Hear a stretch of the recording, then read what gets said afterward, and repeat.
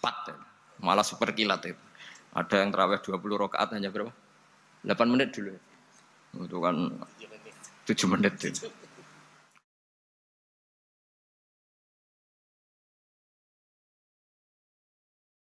Nah kalau sampean tanya saya, kenapa sholat begitu asik? Yaitu tadi kita diajari analogi. Analogi itu ya kias. Jika kita bisa asik ngomong sama orang yang kita cintai, bisa orang tua, bisa anak, bisa cucu, itu rasanya mengakhiri itu nggak bisa. Karena bawaannya asik. Apalagi ini kita munajat, bercengkrama dengan zat yang kita butuhkan sebelum kita ada, sampai setelah kita ada, sampai setelah kita tidak ada. Kita semua akan hasbunallah wa ni'mal wakil. Sehingga dulu bawaannya orang dulu itu, saya cerita sedikit. Ada orang mau meninggal, namanya Umar bin Abdul Aziz, itu Khomisul Khulafa, orang yang terkenal adil. Ketika mau meninggal, senangnya bukan main. Ditanya, kenapa engkau senang? Memangnya kalau saya mati mau kemana? Ketika saya hidup dengan segala nikmat itu ya karena Allah Ta'ala. Saya nanti mati ke zat yang sama. Dikelola oleh zat yang sama, yaitu Ar-Rahman Rahim. Dulu saya disayangi Allah, paling setelah mati juga disayangi Allah. Karena yang jadi Tuhan setelah mati, Tuhan yang sama ketika di dunia, yaitu Rahman Rahim. Cerita legenda yang lebih dasar dari itu, masyhur itu Jalaluddin Ar-Rumi. Ketika dia mau meninggal, semua muridnya nangis, beliau marah. Kenapa kamu menangis? Ya karena guru mau meninggal. Kamu itu ngawur sekali. Saya ini sudah lama menunggu hari seperti ini, bisa ketemu zat yang saya cintai, malah kamu menangis. Ayo kamu nari sebagai pesta kematian saya. Tapi ini nggak bisa ditiru ya, karena kalau kita niru, nggak usah dilarang juga nggak bisa niru kayak kita. Cuma saya maklumatkan jangan ditiru. Meskipun nggak usah dilarang juga nggak akan bisa niru. Sehingga orang-orang dulu itu bawaan kalau mau kabundut itu ya asik. Rasulullah Shallallahu Alaihi Wasallam ketika mau wafat, intaqola ila rofiqil a'la, itu ditanya sama istri-istrinya, lalu engkau mau kemana? Kata Nabi, sebelum sekian hari, beliau setiap khutbah ngendikan, ini ada hamba yang disuruh milih Allah antara di dunia dan bertemu Allah. Kalau kamu jadi hamba itu milih mana? Di dunia yang penuh problem ini, apa milih ketemu Allah yang Rahman Rahim? Yang hubungannya dengan kamu itu ngasih dan ngasih. Kamu tidak mungkin kan hubungan dengan Allah memberi, kamu bisa apa? Kita hubungan dengan Allah pasti hanya mendapat. Dikasih nyawa, dikasih oksigen, dikasih bumi tidak bayar, dikasih air juga tidak bayar. PDAM dikelola siapapun bayar, oksigen di rumah sakit bayar. Hubungan kita dengan Allah tidak pernah bayar oksigen, tidak pernah bayar sewa bumi. Punya kolam renang laut seluas itu ya tidak pernah bayar. Udah gitu kolam renangnya menghasilkan ikan. Itu kalau kita kan semuanya utang jasa sama Allah, dan reputasi Allah itu dengan kita hanya memberi, tidak pernah meminta. Akhirnya hubungan-hubungan inilah yang menjadikan terus. Semua sahabat jawab, ya kalau kita jadi hamba itu pasti milih Allah lah. Jadi Nabi itu saking pinternya orang, supaya orang siap dengan keberangkatan beliau itu dibikin satu taksis, satu apa? Kalau orang Jawa bilang itu dikai persemon, dikai mukaddimah. Supaya orang-orang itu siap kalau Nabi ngendikan. Kalau kamu seorang hamba disuruh ketemu Allah sama hidup di dunia yang fana ini, milih mana? Ya milih ketemu Allah. Ketika akhirnya Rasulullah wafat, ternyata orang itu adalah Rasulullah. Ya akhirnya sahabat bilang, ya iyalah masa dengan kita sama Allah milih ketemu kita, pasti milih ketemu Allah. Nah, sholat itu mi'rajul mukmin. Sholat itu adalah cara seperti itu. Kita manja dengan Allah meskipun dengan segala problem, ketika itidal kita tetap memaklumatkan Rabbana lakal hamdu mil'us samawati wa mil'ul ardi wa mil'u ma syi'ta min syai'in ba'du. Engkau zat yang selalu layak dipuji di langit maupun di bumi. Dan langit bumi ini karena terbatas masih ditambahi wa mil'u ma syi'ta min syai'in ba'du. Dan seluas apa saja engkau kehendaki. Apapun hebatnya langit bumi ini tetap terbatas, ada ruang dan waktu. Makanya ditambahi wa mil'u ma syi'ta min syai'in ba'du. Dan segala puji ini memenuhi semua yang engkau kehendaki. Saya berkali-kali bilang kalau hubungan dengan Allah nyaman, caranya gitu. Kalau kita sakit, bayar oksigen. Kalau kita butuh air, bayar PDAM. Allah itu tidak pernah nyuruh kita bayar. Apa saja hubungan dengan Allah. Nah, sholat itu maklumat bahwa kita apapun problemnya, alhamdulillah rabbil alamin. Kita maklumatkan terus bahwa kita bersyukur. Lalu kita Rabbana lakal hamdu. Makanya saya sering kalau disuruh Gus doain supaya pandemi cepat berlalu. Saya ini kan kalau kiai ya, kiai itu tidak apa ya. Saya pernah di Jogja pas gempa. Ya orang-orang ya susah. Saya ini caranya susah saja sampai tidak tahu karena bukan karena sombong ya, karena ya mau apa gitu. Memang nggak bisa apa-apa kan kita manusia. Jadi saya mohon sholat ini jadi media yang luar biasa. Jadi di antara makalah Imam Syafi'i paling terkenal itu fasihan idama kana fi dzikri rabbih wa fi ma siwahu kana fin nasi ajama. Orang baik itu orang yang fasih. Fasih itu lantang dan cerdas dan vulgar dan nyaman ketika ngomong tentang Allah. Salat itu semua hubungan kita ngomong dengan Allah. Misalnya kabira walhamdulillah katsira. Hanya Engkau yang maha besar ya Allah. Orang yang katanya terkuat di dunia karena presiden superpower misalnya. Nyatanya waya mati ya mati. Kalau nggak makan lemes. Jadi orang kita sadar. Yang katanya orang terkuat, paling hebat. Kalau nggak makan lemes. Artinya ternyata hanya sekuat itu. Dia bisa instruksi seluruh dunia misalnya untuk apa. Ya. Tapi coba apa dia kuat nggak makan 2 hari. Makanya hikmah puasa itu orang tahu. Ternyata makhluk yang paling mulia itu manusia. Kalau nggak makan nasi 1 piring itu ya mati. Berarti hidup nasi sama manusia. Nanti kalau nasi bilang, saya tidak butuh kamu. Tapi kamu butuh saya. Itu habis kita sudah. Makanya ketika ada orang yang mempertuhankan manusia, itu Allah cara menafikan itu hanya bilang, kana yakulanit to'am. Yang kamu tuhankan itu makan. Hanya makan itu kalau dia tidak makan lemes. Jadi kiai itu atau manusia-manusia yang dekat Allah al-arif billah itu ketika mengatakan kabira walhamdulillah katsira subhanallahi bukrata wa asila itu kelihatan. Makanya Quran kalau mencibir kita, falola in kuntum ghaira madirin tarji'unaha in kuntum shadiqin. Kalau kamu merasa dikjaya, mbok jangan mati, mbok jangan tua. Sudahlah hidup terus. Dikjaya kok mati gak keren. Orang top kok mati itu gak keren. Jadi apa cara gojlek tuh ya sudahlah kalau kamu hebat jangan mati katanya. Nah, sholat tuh mengingatkan itu terus. Sampai kita bilang inna sholati wa nusuki wa mahyaya wa mamati lillahi rabbil alamin. Gusti, saat ini saya ikrarkan hidupku, matiku semuanya terserah Engkau. Nah, lagi-lagi tadi ketika kita bilang cincin ini lebih kuat ketimbang kertas, Anda salah. Karena itu hanya secara materi. Kuat tidaknya terserah yang mengendalikan. Karena saya punya rencana menghancurkan cincin ini, besok mau saya lebur, sementara saya mau mengabadikan kertas ini. Nah, disinilah terus kita diajari misalnya di surat Yasin yang populer, Allah itu siapa? Allah itu subhanalladzi biyadihi malakutu kulli syai'in yang mengendalikan semua sesuatu. Makanya sholat itu menjadi penting. Saya sendiri termasuk orang yang jarang imami ya, saya selalu jadi makmum. Jadi andaikan Mas Zakaria di sini saya juga makmum. Cuma keren saya kayaknya meskipun saya makmum. Karena saya kalau makmum itu bisa ingat Allah terus. Kalau imam itu enggak jaga image. Karena malu kan. Misalnya di masjid kementerian terus sholatnya kok cepet nanti dikira enggak ustadz betulan itu. Kalau mau lama ternyata banyak urusan jadi banyak berpikir gitu. Tapi alhamdulillah ini barokahnya ngaji terus apa ya? Ya hasilnya mi'raj itu ya sholat itu. Sholat ini spesial karena tadi saya bayangkan itu di surga gak ada sholat itu ya terus wopo itu gak asik kan. Itu kalau Imam Ghazali itu membarter kita itu begini. Kalau kamu bangga di kasrotin nisa pasangan kamu banyak, itu ayam lebih kuat ketimbang Anda karena 1 hari 1 jam bisa berapa kali. Kalau Anda bangga bisa makan itu kerbau itu makannya lebih banyak. Nah, kalau Anda bangga atas pengaruh itu tawon itu, ratu tawon itu pengaruhnya lebih besar ketimbang Anda. Dia diam di rumah tapi anak buahnya loyalnya kayak gitu. Artinya kalau manusia bangga itu apa? Ya dengan sholat tadi. Ini karena satu ibadah yang enggak tertandingi oleh makhluk yang lain.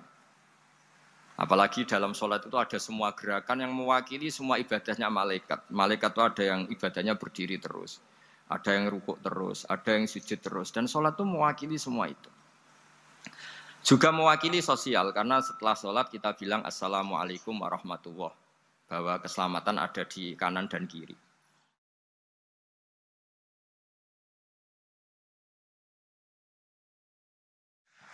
Nah, oke ya, itu sakralnya Mi'raj.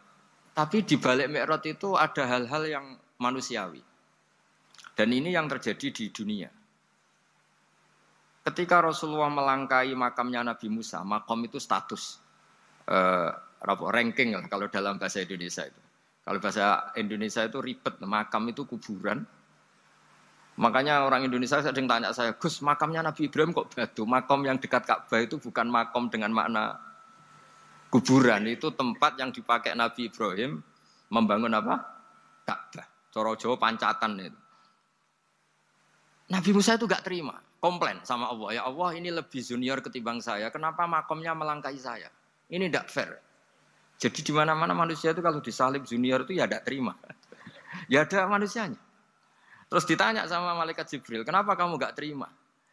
Ini orang Israel, kadung ngira saya ini nabi paling top. Ini kalau sampai konangan saya kalah sama Muhammad tuh malu saya kata.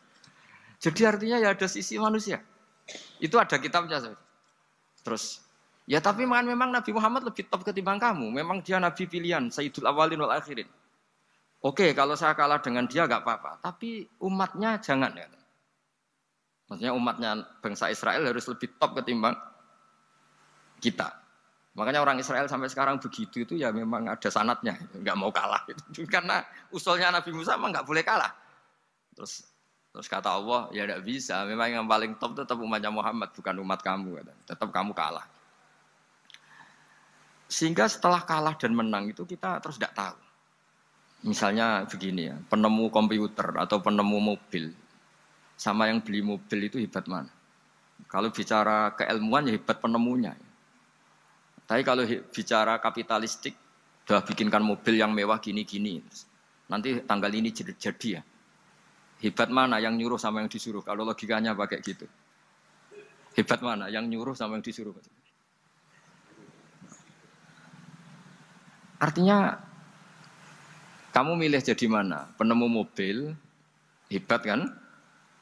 Tapi terus sama orang kaya diminta, bikinkan ini, speknya seperti ini, selesai gini. Hebat mana? Nyuruh sama disuruh? Menyuruh. Tapi yang nyuruh tidak bisa bikin mobil, yang disuruh bisa. Pinter mana? Pinter yang disuruh. Tapi pertanyaannya, wong bisa nyuruh ngapain bikin sendiri? Pinter mana? Ini mohon maaf karena di sini banyak orang nggak jelas-jelas juga. Artinya terus subjektivitas manusia ini tetap ada gitu. Kalau bisa beli ngapain bikin gitu. Tapi kalau bisa bikin ngapain beli. Nah mungkin perdebatan di kementerian atau di yayasan atau di kampung-kampung atau di apa mesti begitu. Dan itu di Mi'raj juga digambarkan. Digambarkan bahwa antar nabi ini ya ada kompetisi, wa fi dzalika falyatanafasil mutanafisun. Tapi bedanya nabi dengan kita itu satu. Nabi itu kalau keliru dengan tanda petik, nabi itu kalau keliru itu jadi berkah. Itu bedanya kita. Kalau kita keliru kan keliru betul. Kalau nabi itu tidak, kelirunya itu jadi berkah. Ini saya punya dua contoh kalau boleh dibahasakan ya, kekeliruan nabi atau dengan tanda kutip kekeliruan nabi. Tapi saya ulang lagi dengan tanda kutip.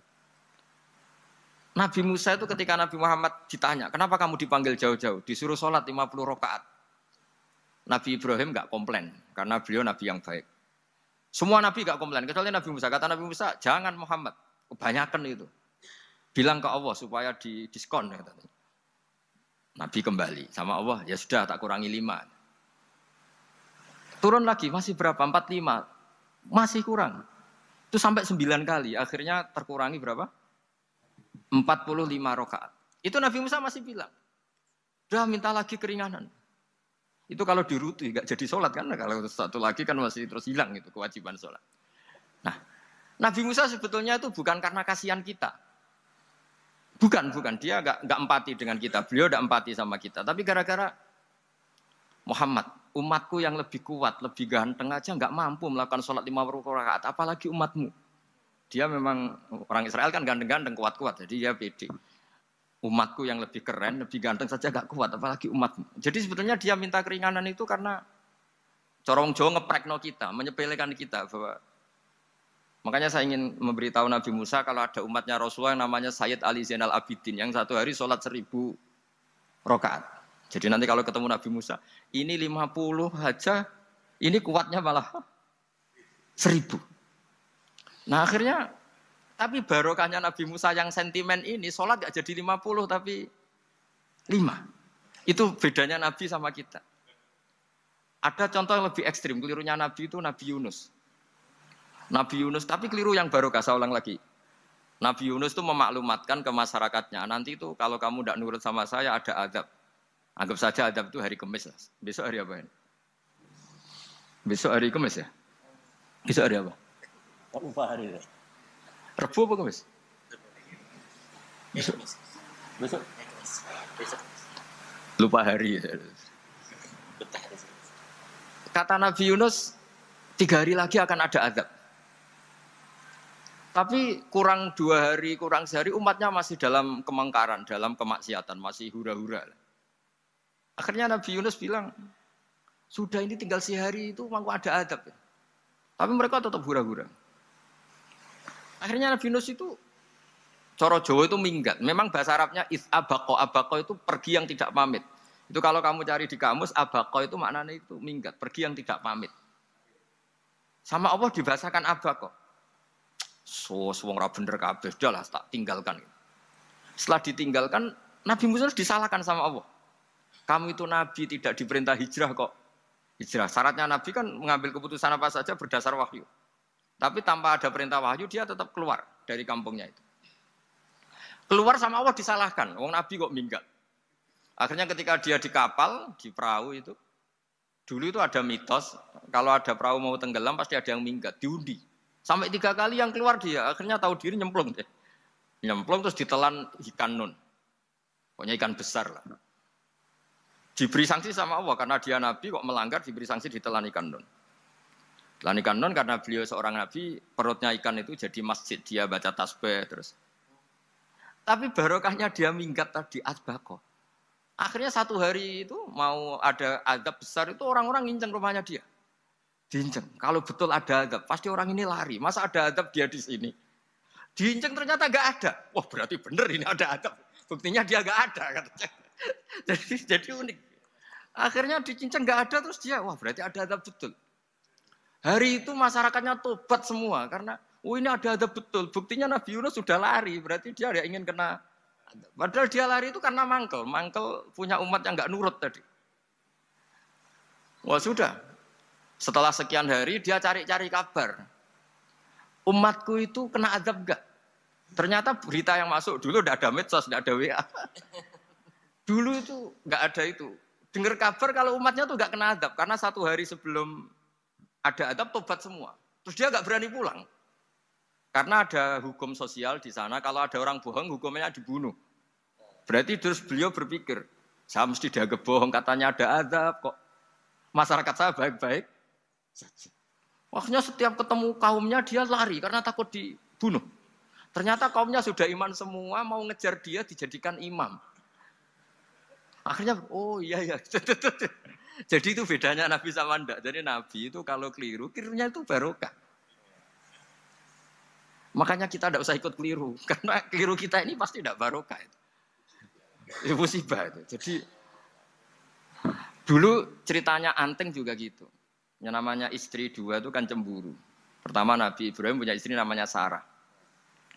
Terus lama-lama karena belum punya anak, terus sama Sarah sendiri yang nyuruh supaya nikahi Hajar. Setelah punya anak cemburu. Terus kata Sarah, pokoknya saya nggak terima kalau kamu nggak ngelukai Hajar. Mulai dulu lelaki itu sudah pinter ngotak-ngatik. Kalau dilukai pipinya nanti tidak cantik.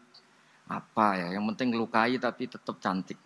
Terus ada Anting itu. Anting itu dulu ceritanya itu dilukai tapi tambah cantik. Nabi Ibrahim akhirnya melukai. Seneng Sarah karena sudah dilukai. Ternyata barokahnya dilukai itu jadi Anting yang mempercantik perempuan. Padahal melukai istri itu kan tidak boleh. Tapi ini Nabi, ada saja cara yang dipilihkan Allah untuk ya tadi keliru saja barokah. Itu bedanya Nabi sama kita. Makanya disebut mimbabi hasanatil abrar sayyatul muqarrabin. Jadi Nabi sama seperti Nabi Adam. Nabi Adam itu dilarang Allah nggak boleh makan khuldi. Akhirnya makan terus harus hidup di dunia terus jadi dunia seperti ini. Tapi itu menjadikan harapan seluruh dunia. bahwa Allah itu maha baik. Ketika ada yang diberi sanksi, tetap diminta tobat dan dianjurkan tobat. Dan Allah berjanji setiap yang tobat pasti diterima. Sehingga terus kita sampai sekarang nggak pernah putus asa karena sudah diberi contoh bahwa bapak kita yang pernah salah dijanjikan tobat dan Allah pasti menerima tobat itu. Jadi ini bedanya kita dengan Nabi. Jadi semoga lewat pengajian ini atau ngaji bareng ini kita tahu kalau kita ahli astronomi atau ahli meteorik mungkin takut kita kejatuhan meteor. Kalau ahli gempa mungkin takut lempengan kita gini terus gempa. Kalau ahli tsunami takutnya tsunami. Kalau ahli sosial takut chaos. Mungkin yang ahli perbankan takut ras. Jadi kalau nuruti takut ya takutlah. Tapi cobalah kita iman lagi. Tadi kata Bu Menteri sudahlah punya hasbunallah wa ni'mal wakil ya sudah Indonesia pasti akan baik-baik saja dan kita akan selalu berharap dengan kecerdasan dengan ikhtiar tapi kita akan selalu berdoa kepada Allah Subhanahu wa taala.